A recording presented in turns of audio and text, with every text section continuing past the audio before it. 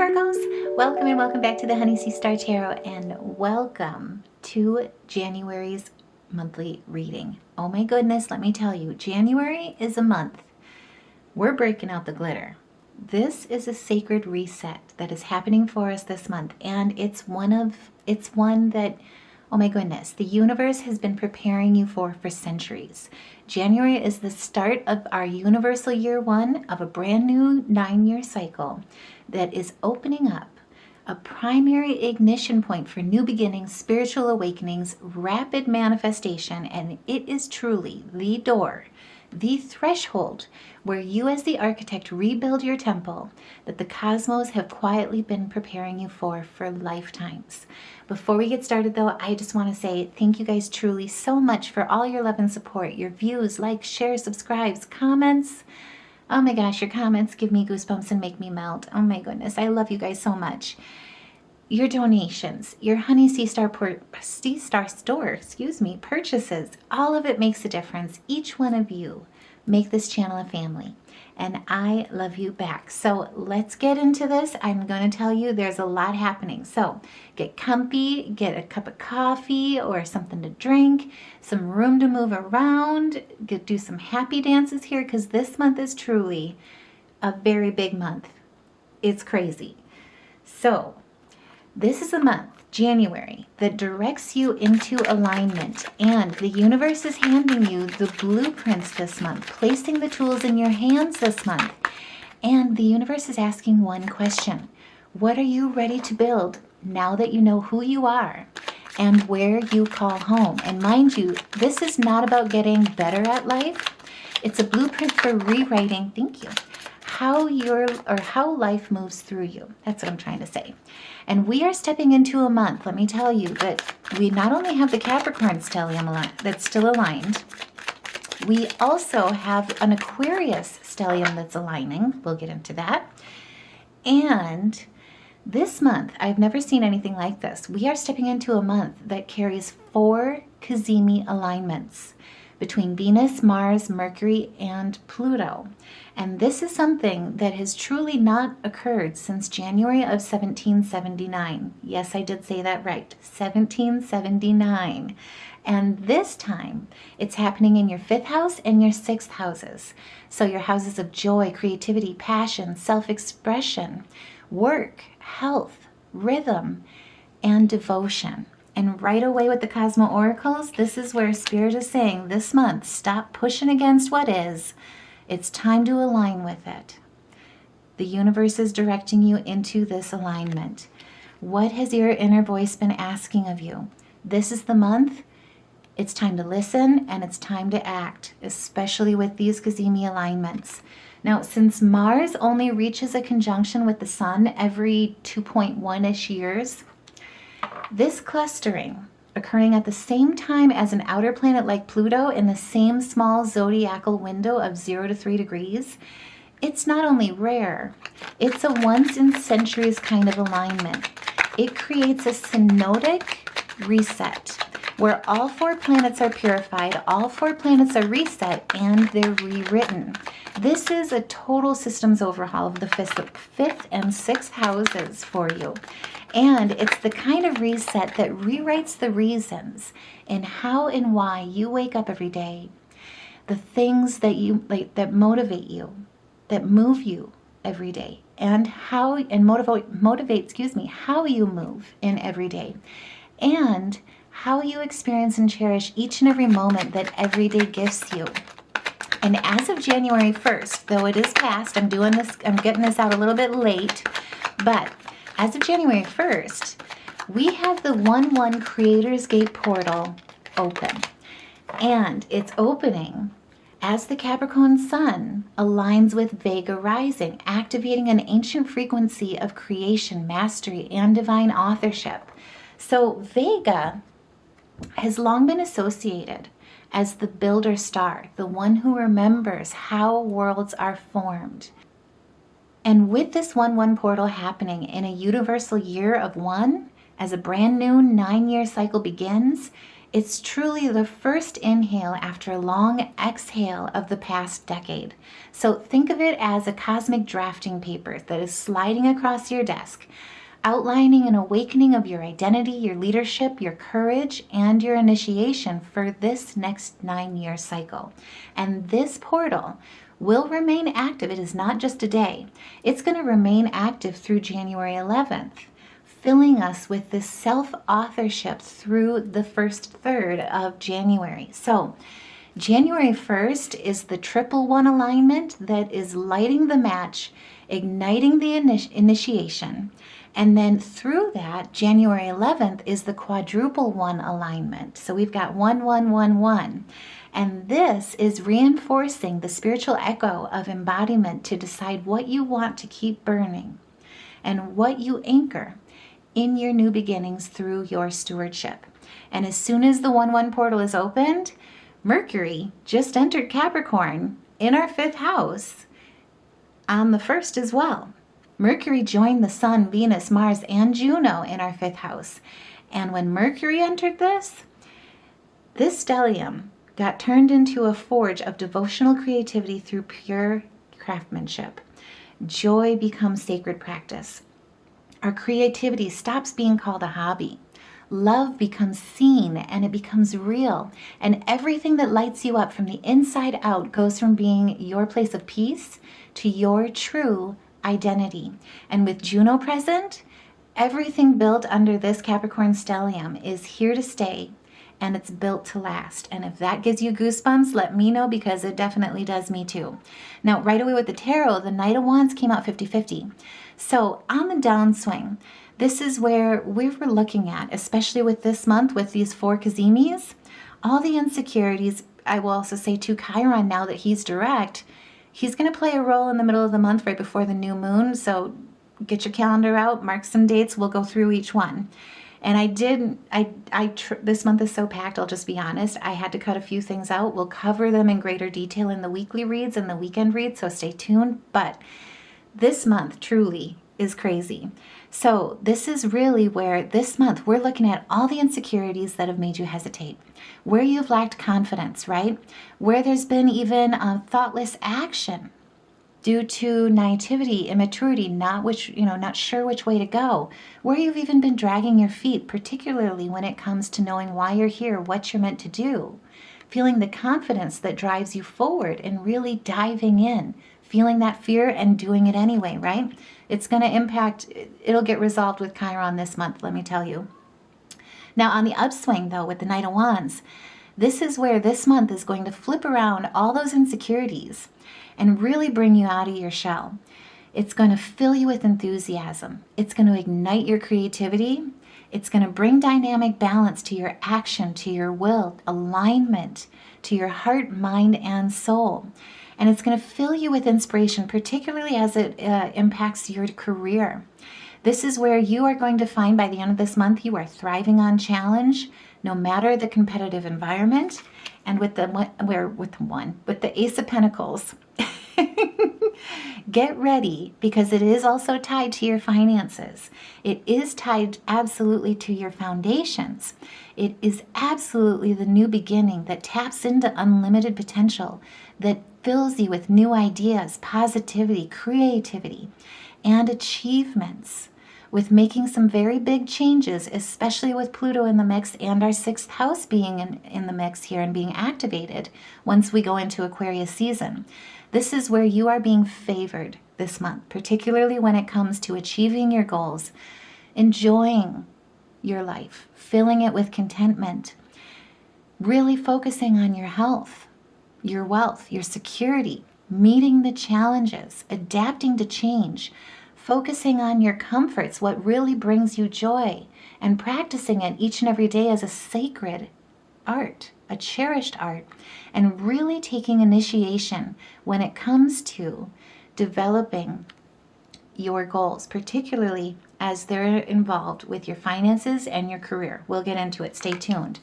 But this is where this stellium is starting us out with this brand new year with our, I can't even begin. Like it's like you're ready. is all I got to say. You've been preparing for this for years.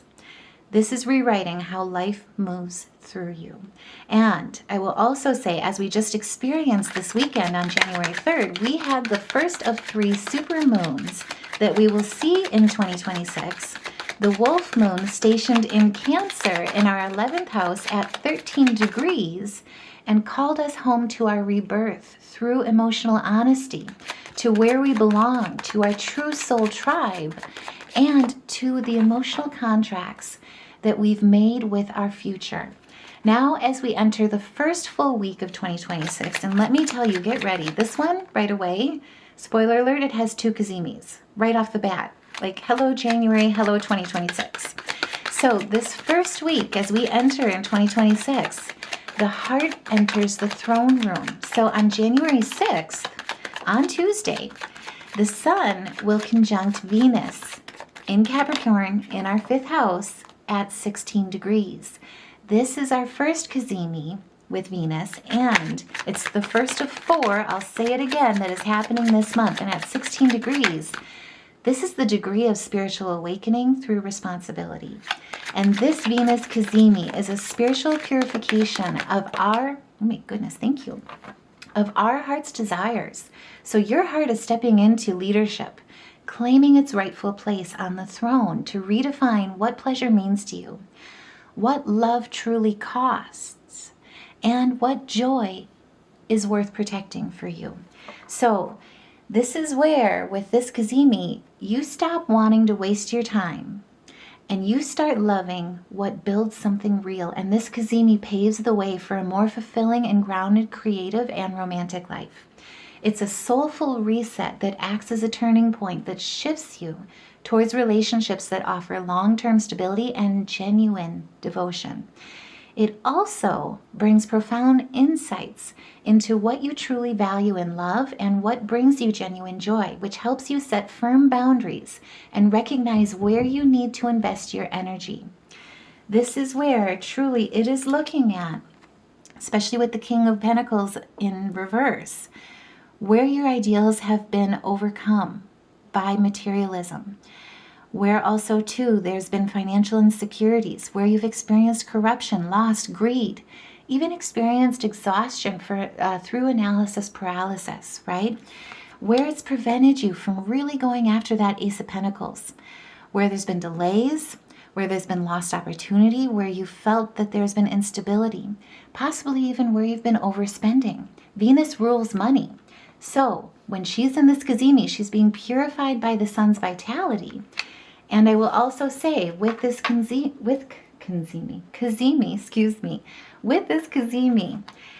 it is an ideal time to take a creative hobby and turn it into a tangible product, career, and an income. And because Venus governs the 2nd house, money, and also the 9th house, which is your higher self wisdom, this CAZIMI brings big boss energy to the start of year 2026. It is helping you stride into the work week with charisma and with leadership. There's new job openings or opportunities for advancement that may fall in your lap during this CAZIMI once it's activated, particularly opportunities that involve your creative expertise and your gifts. And the luck of this CAZIMI also brings basically the potential of financial rewards and increases as well. So just keep your eyes open, keep an open mind. More importantly, let the heart take the throne. Because on the 7th, the moon in Virgo will also trine. In this one, I hope you're sitting down, get up, get ready to do a happy dance. If you get goosebumps, put a heart in the comments, let me know, because check this out. The moon is in Virgo in your 1st house, which is your state of consciousness, your identity.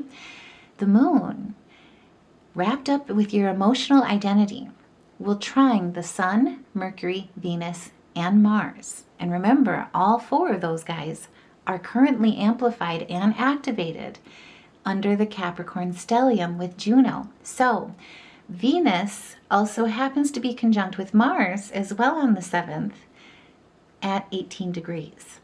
These trines and the conjunction are creating this powerful harmonic bridge between your identity and your creative or your romantic life. and they're amplifying your ability to manifest your desires through magnetism in motion and disciplined drive. This is truly somatic alignment, where your intuition, your body, and your will are finally in the same meeting, and they're all in agreement. Your desires become clean.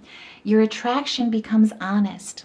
Old creative wounds soften, and you stop explaining yourself or apologizing for wanting what you want. And Venus's conjunction with Mars at 18 degrees is the spiritual degree of karmic release, karmic cleansing, but through integrity. And it marks a seeding point that brings longing into form by studying the flame and committing fully to what or whom you truly love. This is taking action.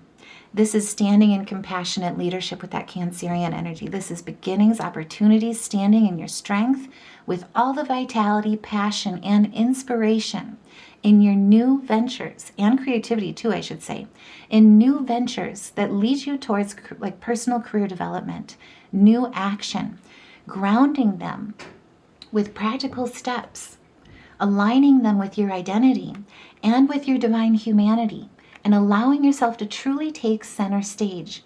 And because it's conjunctions with back-to-back on top of harmonies of trines, this is truly a bridge. This is truly easy flow, and it's purification flow as well. This is where it has a lot to do, especially with both of these coming into play, with your root chakra and the 4 new beginnings in your foundations that are tied to indomitability. Is that a word? Either way, don't judge. But it's where your root is aligned with your heart in such a beautiful way. Like I say, I'll say it again, it is a somatic alignment at 18 degrees. Nothing is holding you back. This is prosperity, this is harvest, this is success, this is stability and peace, but it's balance with action and initiation, and Venus is here to bless every bit of it with your heart fully aligned. And it has a lot to do with the foundations in your relationships as well. I'll say it again, it is where you are fully committing to who and what you want, what you love, full-heartedly. And on the 8th, we're just getting started. I'm just going to say it there right now. On the 8th, we have Mercury being sextile with the North Node. And remember, that is your 5th house of joy being activated with your 7th house of partnerships. So this is a sextile where there is fated conversations. And it's also where these fated conversations hold words that open doors. There is a message here that truly lands, a realization that clicks, a partnership path that opens, and it's nudging you forward toward a destined soul contract. And since Mercury in the 5th house also enhances your ability to monetize your artistic talents, I hope you see where that's going, this sextile with the North Node in your 7th house of partnerships also suggests that a partner, romantic or professional, whichever and whoever comes through and you entangle with, may provide a missing piece or provide intuitive support that's needed to take a project to the next level. This is truly where on the 8th, and we're just getting started, this is the first week, right? This is where destiny is truly knocking politely, but also very persistently in a way that will leave you smiling. And don't be surprised if it brings out a bit of a giggle at the sweetness and how things just seem to click into place. And stay tuned because I'm very excited to do the weekly read here too. It's coming, I promise. This is where on the 9th, we are greeted and gifted with our 2nd CAZIMI. So the sun is going to conjunct Mars, our will, our passions, in Capricorn, in our 5th house of joy. And these two are conjuncting at 19 degrees. This is rare. This is a rare CAZIMI that only happens once every 2.1-ish years. And with this CAZIMI aligning at 19 degrees, your will, your passion, your desires are truly being crowned with spiritual independence. So the Mars CAZIMI, this is creative power CEO energy that's aura over ego. This is where you are standing. I mean, look at this. You are standing as the Queen of Swords, looking at where you've been spreading yourself too thin, concentrating all of your energy with spiritual independence and utilizing your resources to truly manifest for the long term. So this is where your will clarifies, especially if it's been kind of spread. Your energy reorganizes, especially if it's been spread too thin or making you feel overburdened, taking on too much responsibility, feeling overwhelmed by that responsibility. Instead, it is reorganizing your thoughts. It's reorganizing and clarifying your will. It's allowing you to stop proving yourself and to stop bleeding your effort where there is no return. This is where people will also naturally gravitate towards your confidence, where you're standing tall and you're standing proud, taking action in rationality, in honesty, in your truth, being objective, being realistic, being pragmatic, and also too, looking at it with a discerning critical eye with where you're investing. So I will also say too, if there is any lingering self-doubt or imposter syndrome, this is the CAZIMIS that purges all of that out in the sun's vitality, as this alignment transforms your creative drive into an unstoppable force, where you may feel a sudden intense urge to launch a passion project, or a brand, but it's a brand that carries your name. It's a passion project that carries your name. And this CAZIMIS is also grounding all of your ambitions, because it's Mars talking here. It's grounding your ambitions into reality for the long term. So mark your calendars, because January 9th with this CAZIMIS, it's a very important one to pay close attention to what you initiate on this day. Because what you initiate on this day, utilizing the skills that you have, your resources, focusing your energy towards one direction, tapping into your potential with all of your expertise, all of your focus, it will truly set the template for your willpower and your creative output for the next 2 years.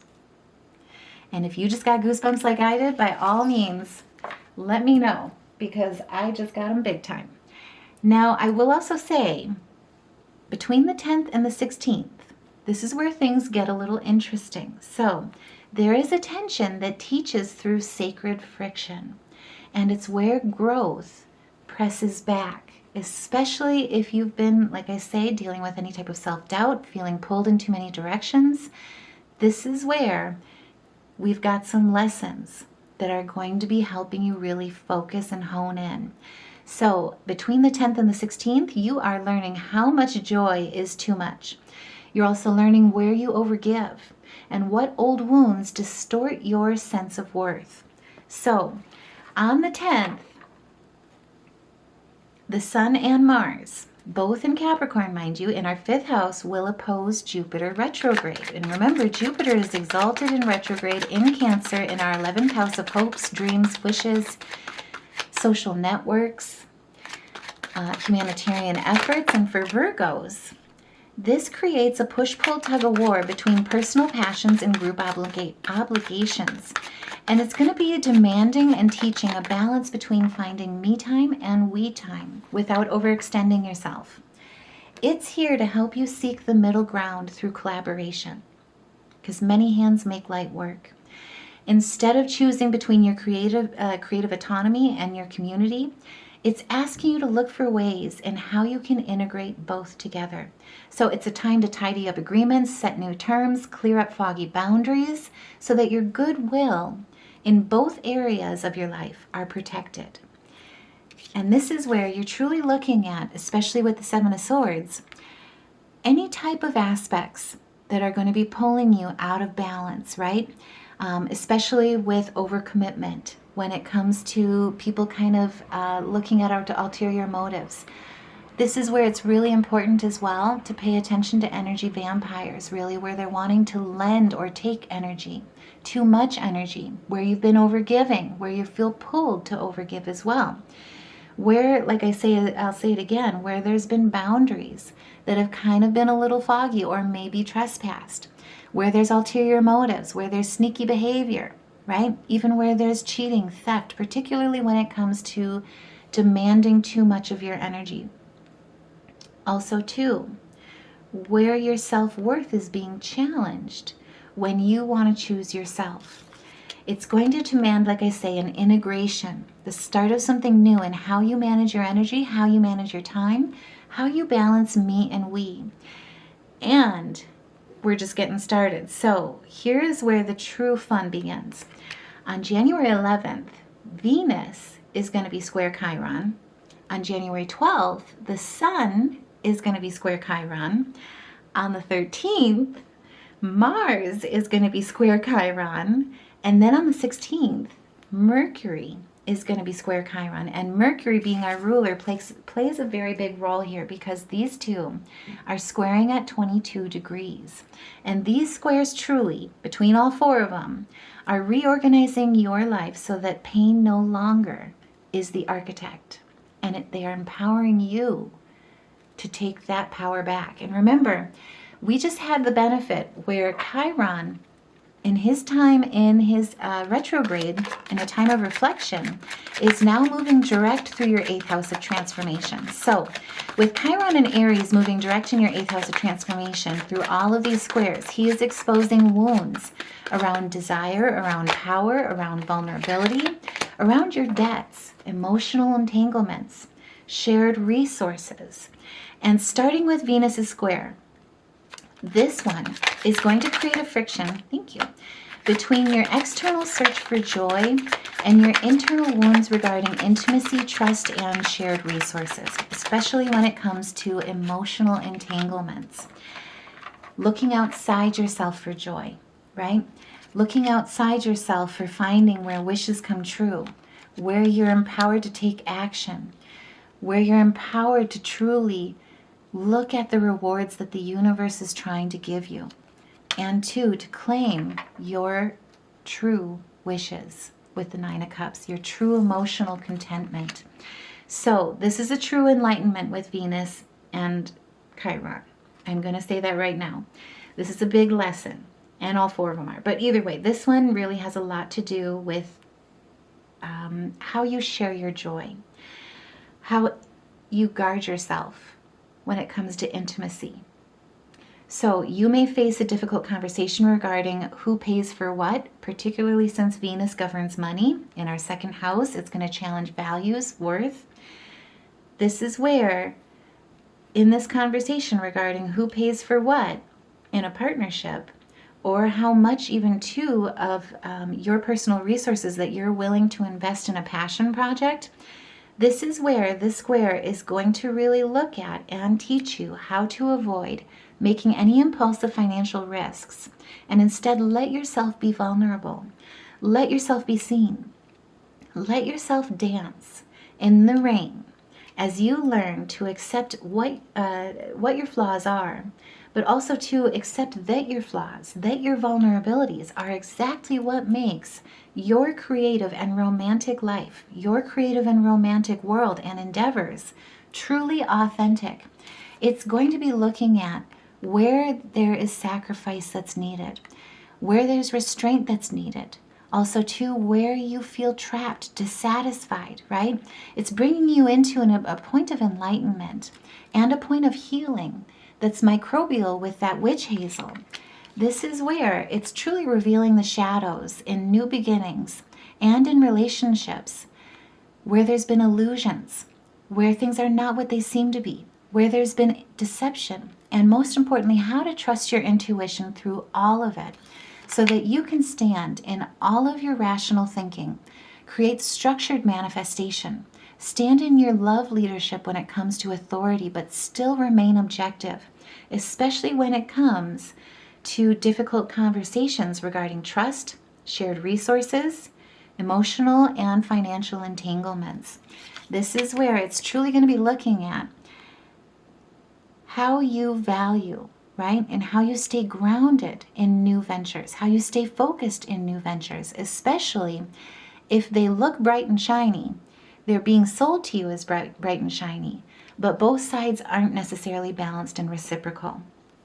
Now, with Chiron and Aries exposing this kind of power imbalance, the Sun square with Chiron is going to create a tension around a fear that you're too visible or too happy.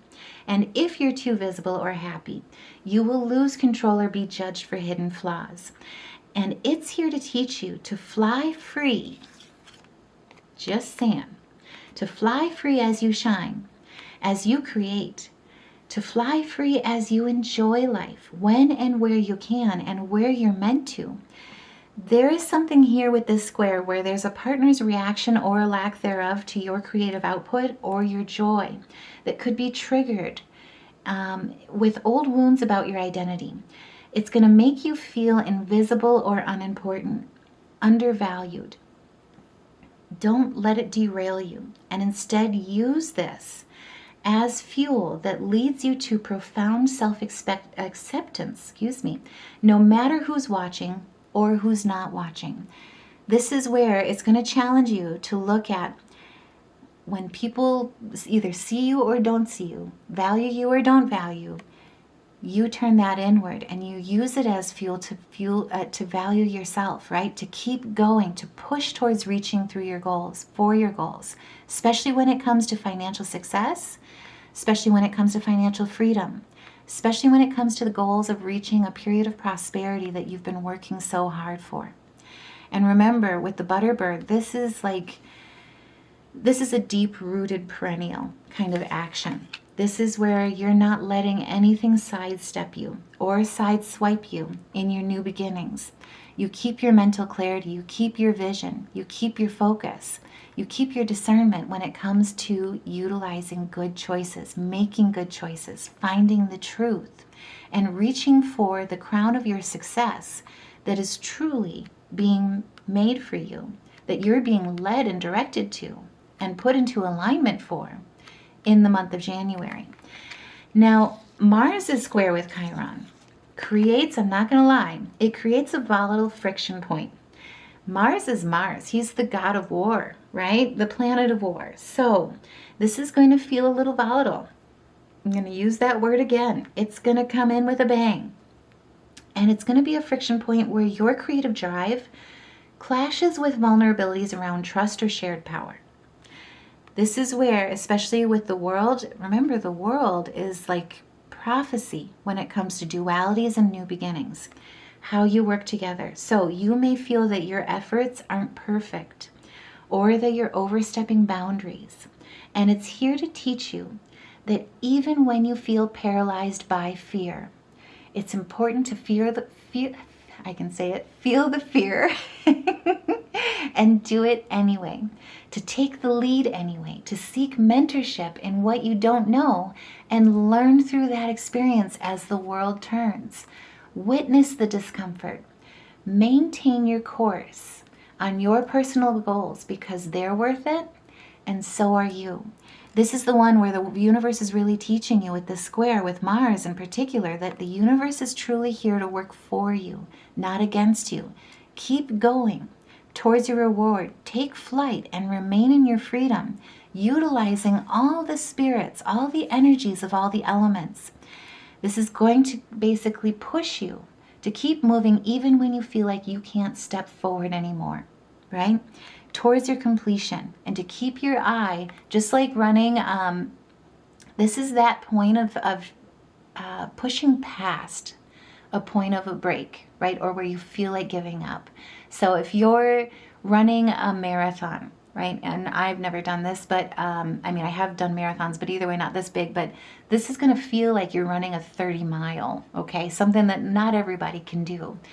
And when you reach that point, when your legs are aching, your feet are your dogs are hurting, your breath is so winded that you just want to stop, and it feels so easy just to stop moving, this is the one that pushes you to keep going, and it pushes you past that point where all of a sudden you get your wind back. All of a sudden you reach this point where it's like, it's mechanical, but it's drive. It's drive that's pushing you through, and it's this true breakthrough.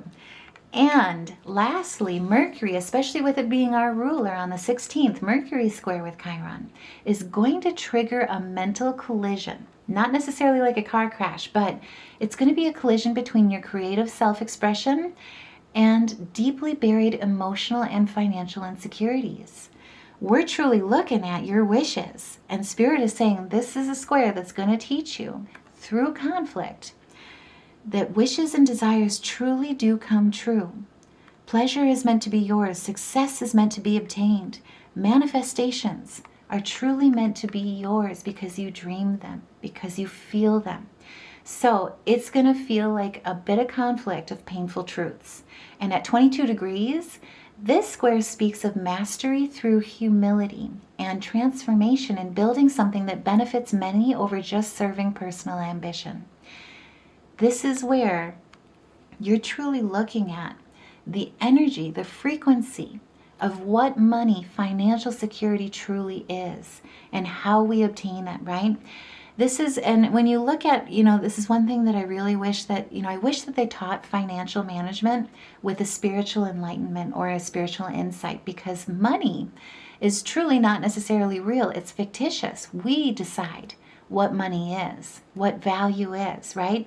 When you look at a dollar bill, and if you're in the States, it's a piece of paper. It's not necessarily anything more.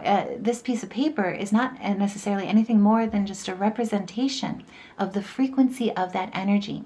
And so when you're looking at financial security and how to manifest it, you're looking at truly a bigger picture. You're not doing a goal or creating a passion project, creating a venture, fulfilling a dream, a wish, just so that the end result is money. Money is the measure. What you're truly doing is you're investing and providing a passion. And by doing that, you're creating and fulfilling a need. And so it's all about supply and demand when you're looking at it. It's fulfilling a passion, a desire, where the end result, the reciprocation of it, the full circle movement of that wish coming back into your hands through the manifestation or the transmutation into finances, is the end result by fulfilling a need through many, not just a personal passion. So in this square, you may feel a strong urge to make a proclamation, especially because Mercury is the mind and it's also communication. So it's how you're putting yourself out there, particularly as it goes to joint ventures, group aspects, right? So you may feel a sharp urge to speak your mind regarding romance or a creative project. But doing that triggers a fear that your authentic voice is not only unimportant, it may be that also too, by sharing it, it leads you to a fear of feeling rejected or being rejected, right? Putting yourself out there, trying to fulfill a need and finding nobody wants it, right? This is what it's uncovering. It's a conflict of painful truths at 22 degrees. Don't do it just for the personal ambition. Do it for how it benefits, and know that fulfilling that desire, putting your passion and linking your passion to that desire, fulfilling that need, is where things truly get manifested in a point that leads you to financial security. Oh, sorry, excuse me, I bumped the camera there. But fulfills and overcomes that deeply buried emotional insecurity. And if that resonates, let me know your thoughts, because this is where the biggest thing about Mercury square with Chiron is to not let fear of criticism be felt or seen as a personal attack on your soul's worth, but instead use this square to speak your healing through articulating your needs, through healing that need, through fulfilling with desire that need. Let yourself be messy, especially because it means being honest, especially if it means being honest as well when it comes to fulfilling your desires, manifesting that success. And through all of this, just saying, we're not done yet. While all these squares are going on the 14th, Mercury will also oppose Jupiter. And remember, Jupiter retrograde is exalted in Cancer, in our 11th house of hopes, wishes, dreams, humanitarian efforts, social networks.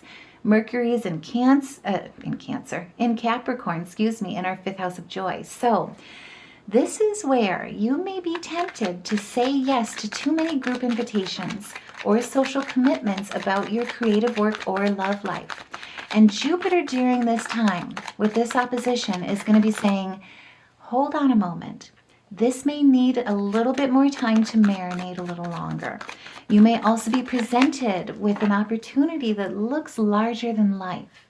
And when you look at it with discernment, you'll find it truly lacks a practical foundation.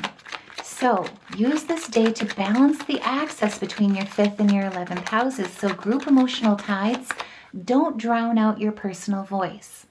And when in doubt, it's going to be teaching you, this opposition, that silence can often be the best choice, especially under expansive oppositions like this, to avoid gossip, miscommunication, especially miscommunications that could have long-lasting social consequences.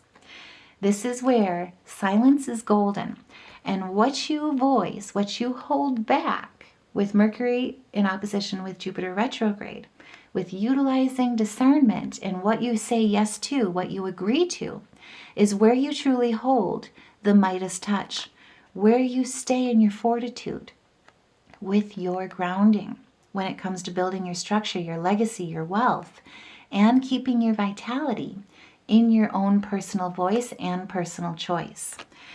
Now, on the 17th, after all this is going on, this is going to kind of be the breath of fresh air, and you'll see where this is all leading up to. So, especially with the bottom of the deck being the Chariot, we'll talk about this. But on the 17th, Venus enters Aquarius in our 6th house, and this is where your heart is pulled into a new beginning. Let's just put it that way. This is where the energy really starts to change in January, and it really starts moving towards the focus of your 6th house. And remember, zodiac wise, astrology wise, our 6th house for Virgos is our house of work, service, devotion, daily rhythms, lifestyle.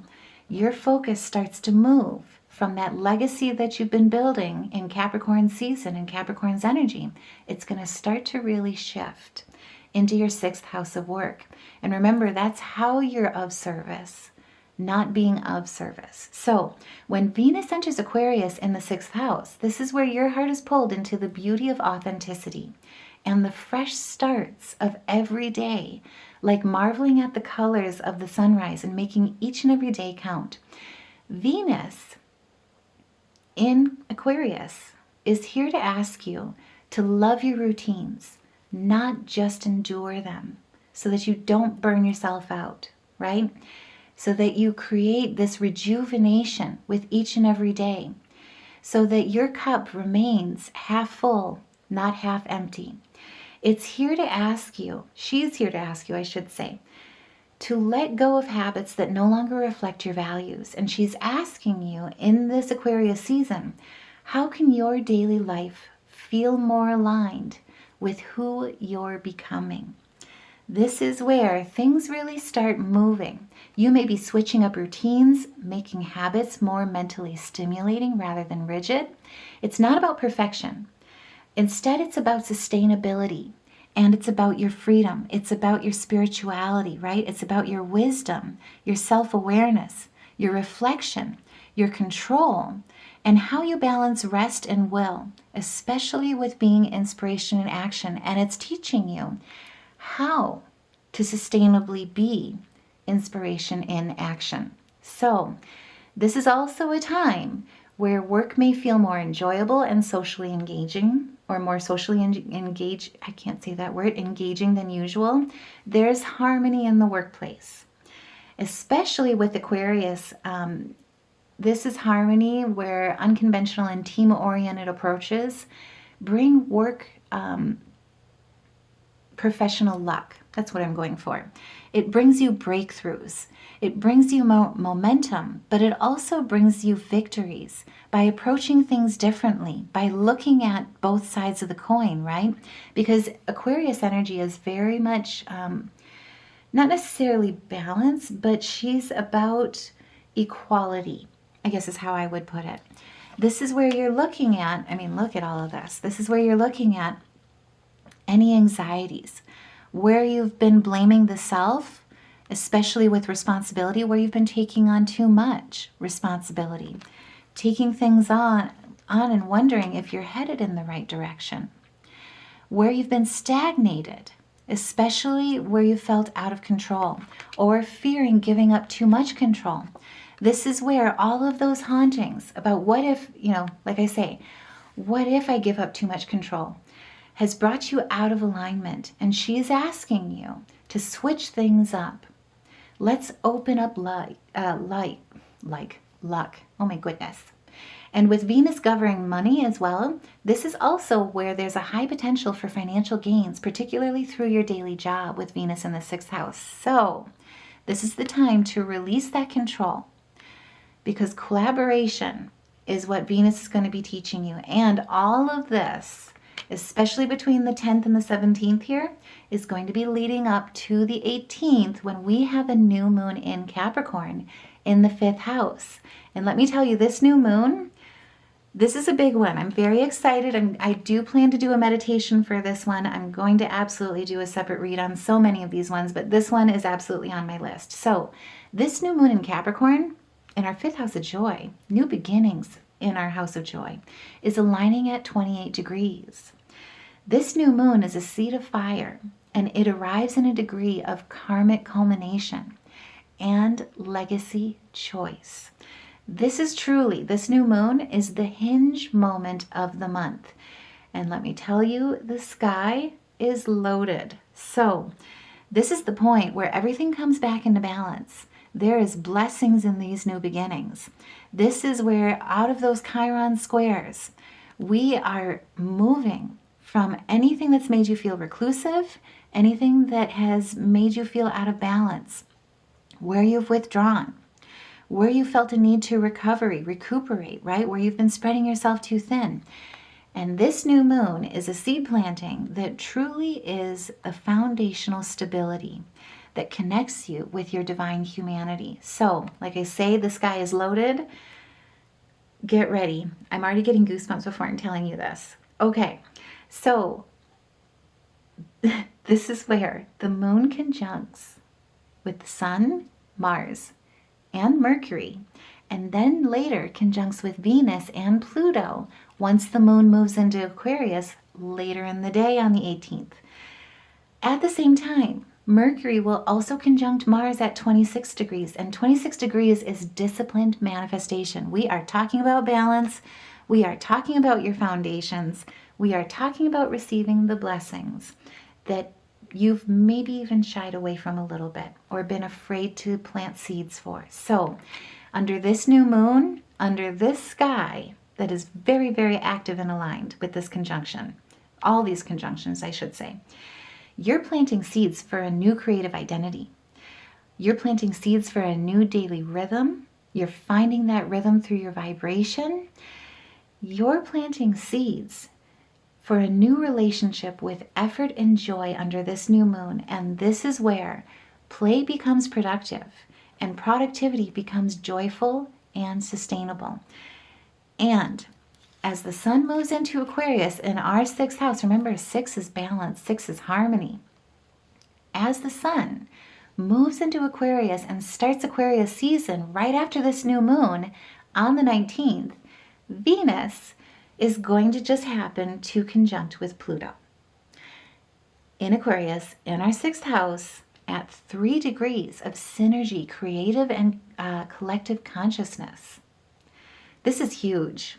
The 18th and the 19th, just be prepared. And there's more. We'll get into it. We'll keep going. But this is where things really start to shift in January. So with this conjunction, with the sun moving into Aquarius at the same time, we have an activation of the Aquarius stellium now. And from January 19th onward, the energy of the month is going to shift into work, health, habits, service, but they won't shift in the old way. Aquarius season is here to truly rewrite the blueprint. This is crazy awesome. I'm just going to say it. How did one person put it? Amazeballs? This is that. And if you resonate, if you feel the goosebumps and the tingles, I am just saying, let me know. This is where things start to shift into a point of fairness, reciprocity, social justice. We've got Pluto here. This is sharing, imparting knowledge and experience, especially when it comes to discipline with financial management. This is 6th house. It has everything to do about your work. And Aquarius season is rewriting the blueprint, resetting things, and we will get into this. So this is balance, symmetry, harmony with your heart in full motion and in full conjunction with loving what you do. This is finding what you love, doing what you love, and never working another day in your life.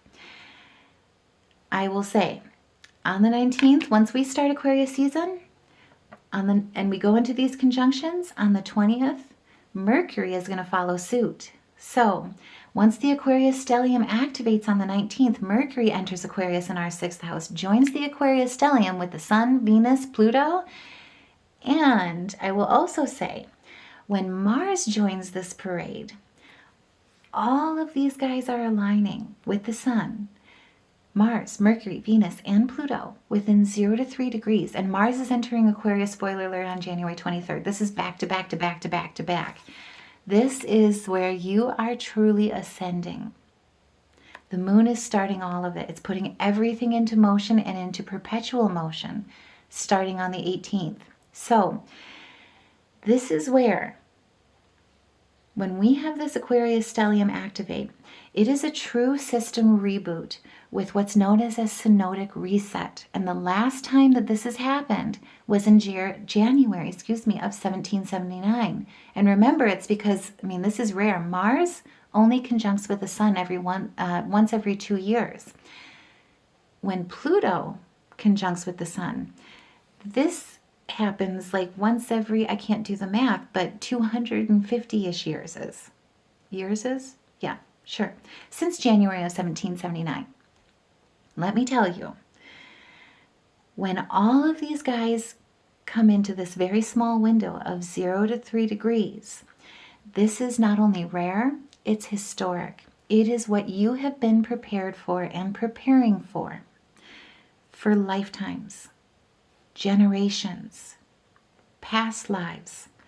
This is a system reboot. It is a total rewrite of the blueprint. So for Virgos, especially with this basically activating your 6th house with Aquarius in mind, this is a full redesign of daily life, daily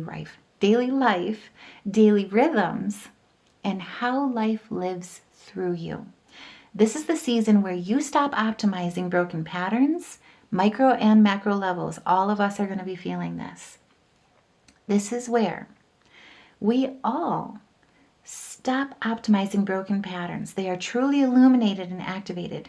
But for Virgos, we stop activating broken patterns regarding our daily life, our daily rhythms, our vibration, how life lives through us, and we start building new ones.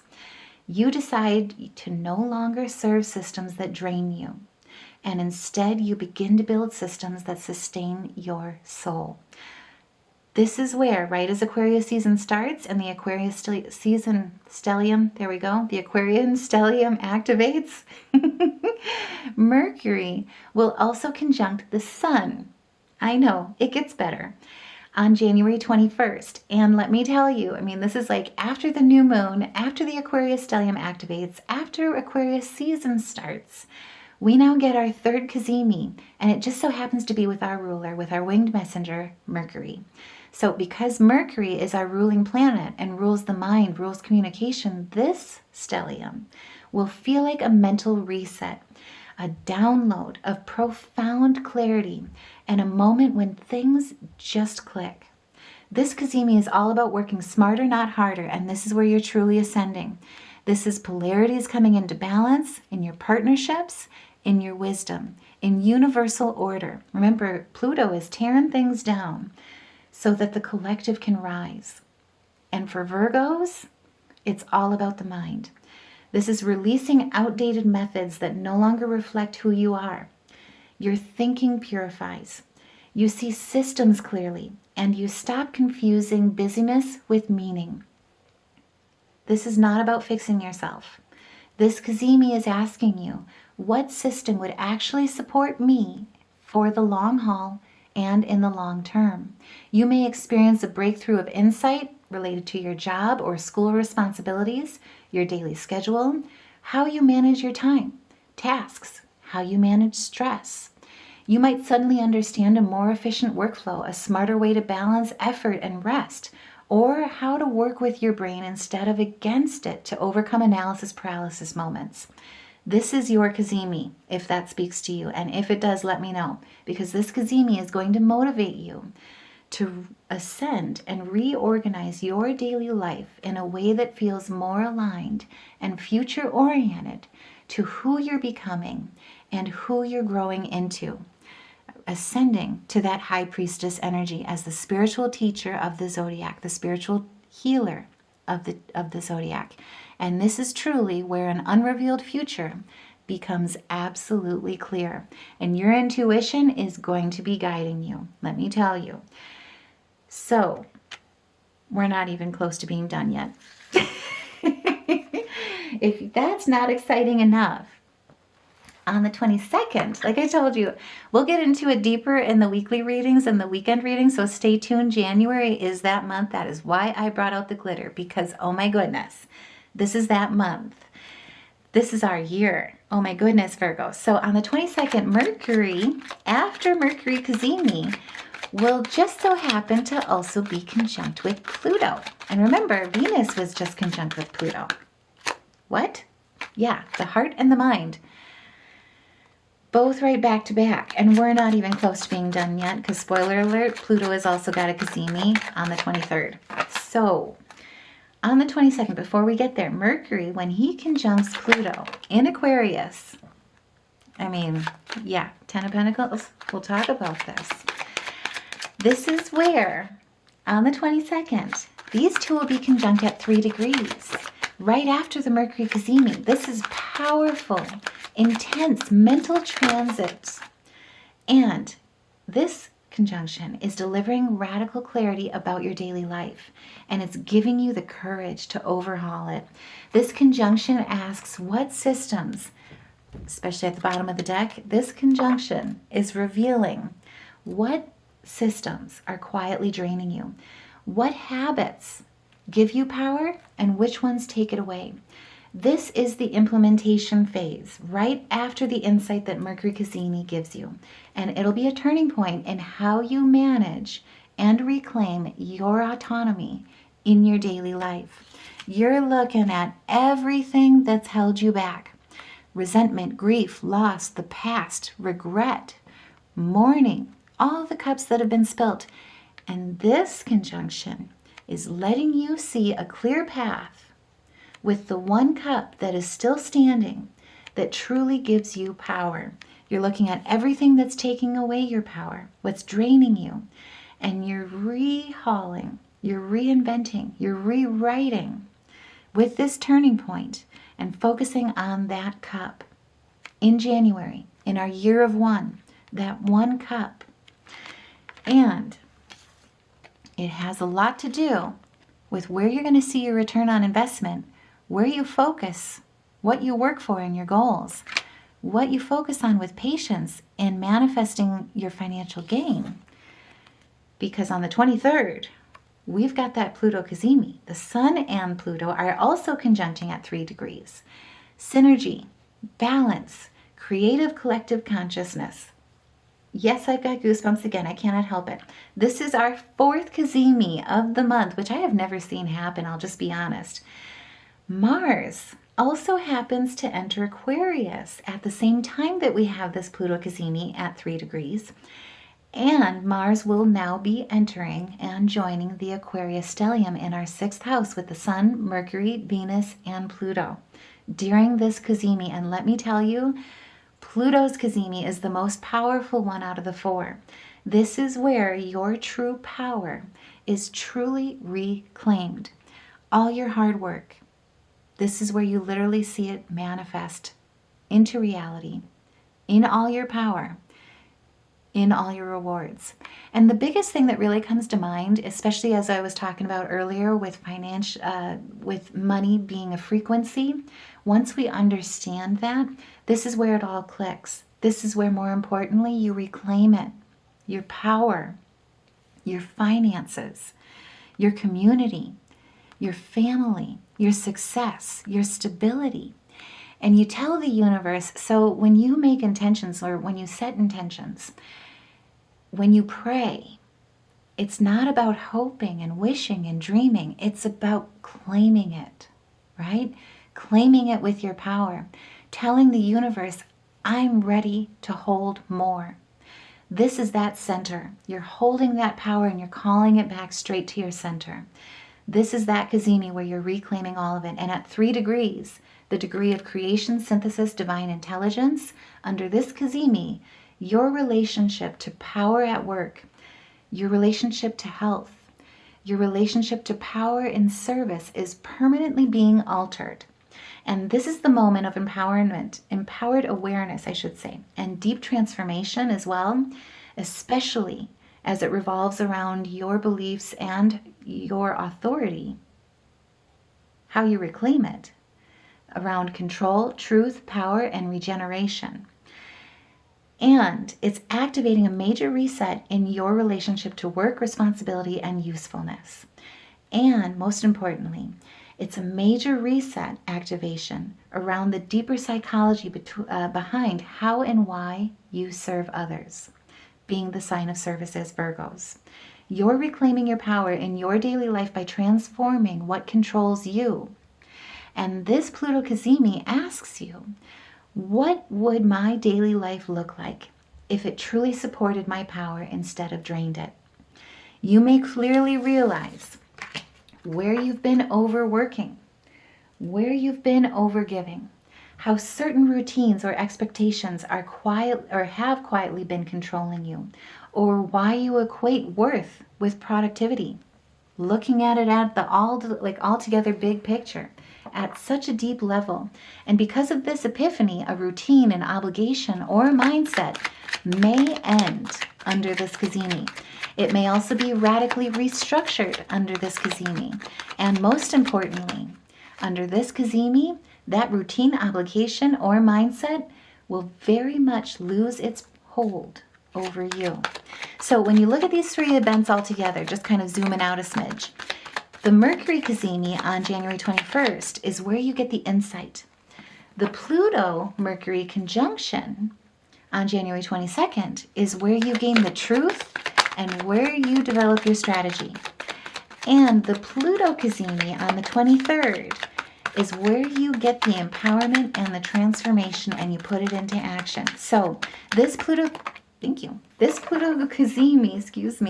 is the true culmination point out of the 3. You don't just see what needs to change, you own the change. It's like you've got a cape flapping behind you, you are standing with your puffy chest, you got this, 10 toes down. It is that type of empowerment and it's that type of culmination point. And we're not even done yet, because right after all of this change, let me tell you, we walk right into the half moon, which the moon is exalted in Taurus and in our 9th house of higher self-wisdom on the 25th. And remember, the moon exalted in Taurus in your 9th house, this is illuminating truth, belief, and wisdom. And with Taurus, it is grounding it. So this half moon is a moment of decision, adjustment, and forward movement. And it's bringing friction not to block you, but to push you to act on what you've recently realized.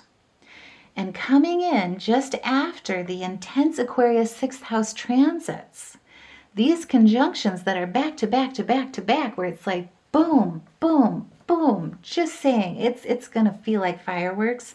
This moon acts like a grounding checkpoint where theory meets practice and you start putting new daily life insights into solid, real-world direction.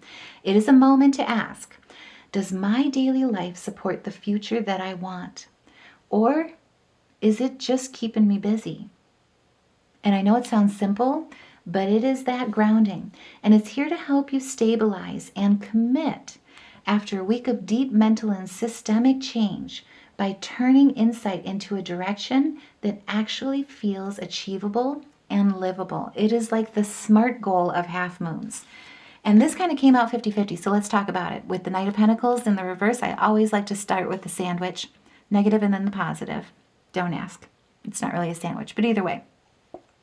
This is where you're looking at everything when it comes to workaholism, burnout, where your life and alignment has been unpoetic, where you've been too timid, overly cautious, where things have been at a standstill, where you've overcommitted to a point where it's basically coming across as irresponsible or unreliable, especially in your relationships, your collaborations. And this is the grounding point. After all the system overhauls, remember, we've got insights, truth, strategy, empowerment, then transformation. Owning that change. And now this is the grounding checkpoint in all of it. This is where it's looking at every bit of that. And you're being methodical.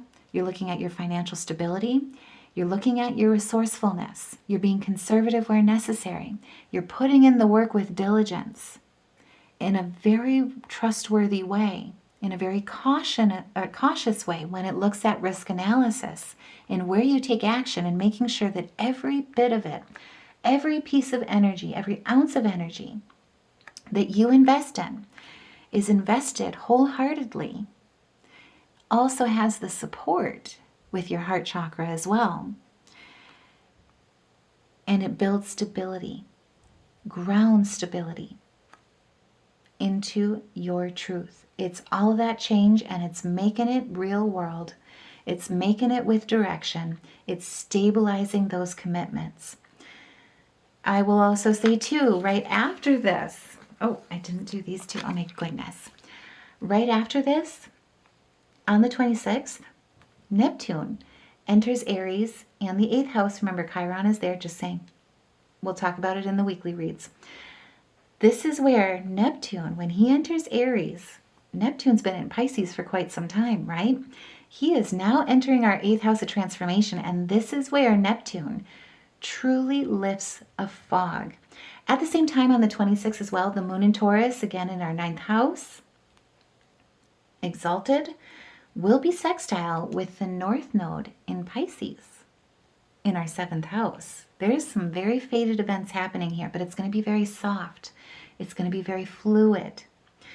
So, together, these alignments are creating a moment of gentle but very meaningful realignment. So after defining and redefining, I should say, rewriting the blueprint of your daily life with all the 6th house and Aquarian action, this moment is saying to you, with all that change that you just made, now it's time to let your beliefs, your relationships, and your emotional depth catch up. So this is where you are holding all that change, all that direction. You know which way to go. You're taking action on it. You've got the initiation with Aries energy, the drive behind it with Mars here towards your success. You know all where your ambitions are aligned with making plans, making decisions, standing with resolution, standing in your originality, focusing on how that propels you forward with your personal and your career development. And in this direction, once Neptune moves into Aries, which is an action and initiation through transformation in our 8th house, Neptune in Aries is dissolving illusions around emotional and energetic debts, shared resources, and emotional entanglements. So you stop carrying what was never that was never yours to carry, and instead you reclaim your vitality. So Aries brings initiative, Neptune brings sensitivity, and together in the 8th house, they say healing happens when you're brave enough to feel it. So this is the day where you are truly walking in action with your crown held high. This is bravery. Your chest is puffy, but not ego, in aura. So Neptune is here where you may begin to sense a new emotional courage about yourself and a willingness to face your fears head on rather than manage or avoid them. Old coping strategies based on control or self-sufficiency may slowly dissolve, especially when Neptune moves into Aries. And there is an invitation being extended to you to lead with emotional honesty even when it feels uncomfortable, to propel you straight towards achievement, success, victory, advancement in your career, in your transformation, in your validation. in your confidence. This is where you make significant progress. I am just saying right now, when Neptune is here, expect the fog to lift and movement to start. So with that in mind, because you're taking center stage and you're headed right towards your blessings, you're fully aligned, and more importantly, your solar plexus is fully aligned and in balance. With the Taurus moon sextiling the North Node in Pisces, there is something also very much faded here as well, particularly when it comes to your emotions, your truth, your belief, your wisdom, and your partnerships. So this sextile is working very collaboratively, right? It's co-creation, and it's encouraging you with facing your fears to truly allow support into your life instead of resorting to self-reliance. The Taurus moon steadies you with values and perspective, while the true North Node sextile shows you that relationships are part of the path forward, not a distraction, away from it. This is where this sextile is going to feel quiet, but it's an emotional opening that brings relief from having to figure everything out yourself. And it offers you a sense of healing and direction that doesn't require force. It's going to feel faded. It's going to feel easy. It's going to feel an inner knowing with it, with the moon involved here as well. And on the 27th, I know we are not done yet. I am just saying this is that month. We might have glitter out for all the weekend and weekly reads. I'm not sure yet. It's a lot, you know. I mean, glitter is one of those things that never leaves you. But this is the month that you will remember that will never leave you as well, especially with how much transformation there is. So on the 27th, Mars is going to conjunct Pluto. And yes, they are at 3 degrees, just in case you were wondering. So the moon in Taurus at the same time, again in Taurus, in our 9th house, is going to conjunct Uranus this time. In retrograde, again in Taurus in our 9th house, this is electric with this conjunction with the moon. So this is a true turning point day for Virgos, where the engine ignites with controlled force. Together, I mean, you've got Mars, you've got Pluto, you've got the moon, and you've got Uranus involved here. This is electric. This is breaking through old structures. This is Mars. This is will, desires. Together, these are creating a powerful push-pull between action and perspective. One part of you is ready to radically change your daily life, and then another part of you at the same time is experiencing a sudden shift in your beliefs, your outlook, or your direction. Mars and Pluto's conjunction is a peak activation this month that will give you the will and the courage to act, where you make a firm decision, you draw a hard line in the sand kind of boundary, or you commit to a demanding but empowering change. And in this energy, with Mars and Pluto here, in a conjunction at 3 degrees of creation, right? Divine intellect and intelligence, when used well, this is focused, disciplined power without cruelty, and it's strength without burnout. Be careful though with this energy, because when it's used poorly, if you're in a lower expression, it can feel like pressure. So intention truly matters with this conjunction. Meanwhile as well, the Moon-Uranus conjunction gives you the clarity about why you must act, why you must make this change to support a truer direction for yourself. You may suddenly realize that a goal no longer feels worth the cost that is draining from you, or a belief that you've lived by isn't actually yours. Most importantly, you will see a new direction that feels more aligned and that feels more sustainable. Together, they'll feel like an inner knowing of, now that I see this clearly, I cannot unsee it. And I won't keep living out of alignment. Especially with the Three of Swords coming in a 50-50 position, this is going to be an enlightenment. When it comes, let's do the upright here first, because it's kind of got that negative aspect. What needs to be healed, right? Where there's been heartache, where there's been an endurance towards, or an acceptance too, of accepting less, a period of unhappiness, right? Of accepting pain, depression, sorrow, separation, trauma, and letting it rule your decisions. And this is a point where once you have seen what has brought you out of alignment, how you've been living out of alignment, this is where it's going to be helping you see clearly a new direction that feels more aligned and that feels more sustainable, that offers you healing with rosemary, that helps you overcome sorrows, that helps you truly mend the heart, that helps you let go and move towards growth rather than something that isn't sustainable. This is where it has a lot to do with conflicts that have left you feeling defeated, that has been stress or tension that you've been carrying that has caused an internal violence, right? Or even external violence with arguments. This is that thing that once you see it, you can't unsee it. And on the 29th, Mercury, I know we're not done yet, this is that month, Mercury will conjunct with Venus. This is the mind and the heart in full conjunction at 15 degrees. So after all the intensity of the Mars and Pluto turning point, this transit brings a notable shift in atmospheric tone and in your internal harmony and the tone of your vibration and frequency. This is where life finds ease, balance, and cooperation in your daily life, especially after a major change. And things just begin to flow again. It's almost like it's going to feel like a new beginning, just like a new moon will.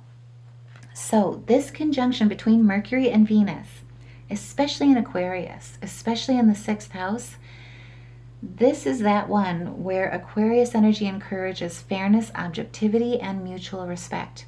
And this transit is all about refinement, not overhaul. What it most importantly is a sweet spot in making changes that are truly livable. And aligned at 15 degrees, this is a point of integration. It's a point of harmony, and it's a point of conscious choice where awareness matures enough to use power wisely rather than reactively.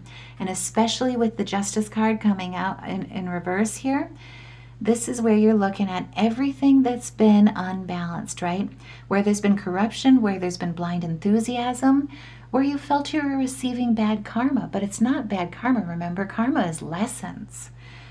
This is where you're looking at everything that's been unfair, where there's been prejudice, where you've been devoting energy that's truly been misaligned, where you've devoted energy, where your efforts have been misaligned.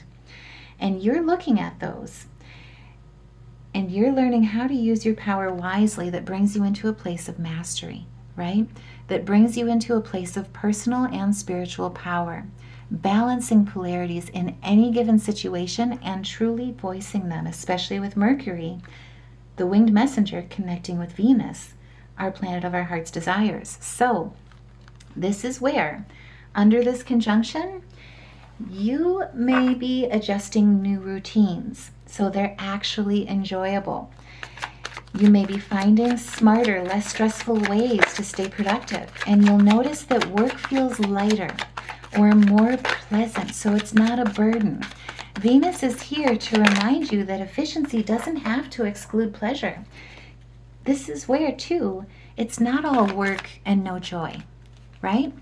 You're being handed a cup. You're looking at where you're putting your energy, where you're investing your energy, and you're choosing a path of easier flow that leads to a better foundation. So it'll leave you feeling good about the changes that you've made all this month. And more importantly, with Mercury involved, you'll be communicating them clearly through boundaries, through vulnerabilities, utilizing every bit of it as strength. Because remember, boundaries set you free. Your vulnerabilities is your heart speaking. And in this conjunction, that is exactly what it is. You know, especially, I'm sure you've noticed, I'm long-winded. I like to talk as I think, especially with intuitive readings. This conjunction teaches Virgos how to truly not just talk as talk as we think it through, but talk as we feel it through. And if that resonates, let me know. Put a heart in the comments below. Share your thoughts, because this is a conjunction that is all about building routines that are both effective and kind. This is where you are leading with compassion. You're leading with your emotions. You're speaking them as well. You're looking at where you need to go into introspection, right? Where you need to go into meditation, where you need to reposition yourself, so that you take this cup and focus your energies on the cup that's been handing you, or co-creationally, there we go, being handed to you, to build a foundation of stability and to build a foundation of peace. Build a foundation where the heart leads, where things flow. It's about refinement, fairness, mutual respect. So, by the end of January, I will just say, this is a month where you are not going to be the same. When we walk into February, as we come out of January, the Virgo that emerges in each and every one of us is clearer. Your joy is disciplined, it's intentional, your work is alive, your work is inspired, your life has rhythm and it's harmonized with your vibration. This is where each and every one of us emerges from January in the year of Big Ten, the first cycle, or the first of the 9-year cycle, in the new beginning of the 9-year cycle, where you are the true architect, where your blueprint is alive. You're the Virgo, where life breathes through you and love flows from you. And January is handing you the keys and welcoming you home to your new temple.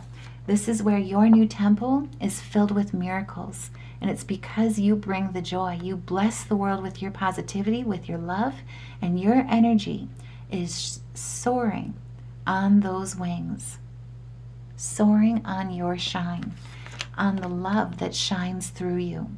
This is where your healing, basically, you're finding, I should say, that your true power is the power of love that enables you to heal. It's the power of love that shines a light on all things, and especially with the deer. I mean, these guys, I have such a soft spot for deer, I'm just saying. They help you truly see that gentleness is your strength, that acknowledging your self-worth and your grace is what truly makes you unique. It's also where your true power lies with the grizzly bear, where your indestructibility lies, where your intuition is fostered. And more importantly, that love and gentleness are your true strength and perseverance that lead you to your success. Now, before we go as well, I do just want to look at our major arcana like I always do. And now, if this resonates with you, if you guys like the way that I read, I am just saying this channel would not be here. It would not be a success without each and every one of you. So if this message resonates, truly, please like, share, subscribe. That's what helps get these messages out and helps elevate them to the collective, so that we can all rise together as architects of our story, as we author our lives, right? So, by all means, know that each and every one of you make a difference, and I truly appreciate every single bit of the energy that you pour into these messages just as much as I do. Now, what we pulled music-wise is F sharp, G sharp, and D sharp. I mean, and look at this. I know this came out backwards from what I pulled, but expect movement, elevation, and claiming your justice with balancing the scales in this month. I'm just saying, this is solar plexus activation, being guided by your intuition, and voicing every bit, authoring your story as the universe hands you your blueprints. I can talk. Color frequency wise, we've got orange, indigo, and green. This is your sacral creative flow energy, your intuition, indigo starseed energy, and your heart chakra, receiving all the support in being exactly who you are. When you're ready to build with knowing exactly who you are and where and why you call home, who you call home, as you rewrite your blueprint for how life moves through you. So, welcome to January. Welcome to 2026, guys. I am sending you so much love and light. and I will see you in the next reading.